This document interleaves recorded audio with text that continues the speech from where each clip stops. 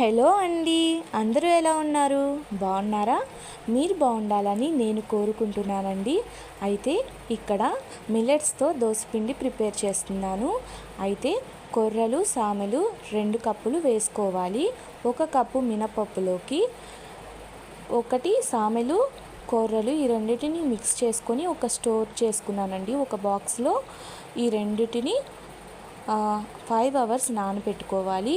కావాలి అనుకుంటే 1 కప్పు రాగులు కూడా వేసుకోవచ్చు. ఈ రెండింటిని 5 అవర్స్ నానబెట్టుకొని శుభ్రంగా కడిగివేసి నీట్గా గ్రైండర్లో వేసుకోవాలి. ఇలా పొట్టు తీయని పప్పు, కొర్రలు, సామెలు, రాగులు వేసుకున్న దోశ చాలా రుచికరంగా ఉంటుంది. ఇంకా ఆరోగ్యానికి కూడా చాలా మంచిది. మనం రైస్ లాగా తీసుకునే దానికంటే మనం కొర్రల్ని దోశలాగా వేసుకుంటే బాగుంటుందండి.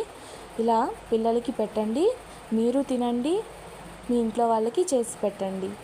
అంతేనండి, ఎంతో ఆరోగ్యానికి మంచిదైన ఈ మిల్లెట్స్ దోశ పిండి తయారీ విధానం. Thank you.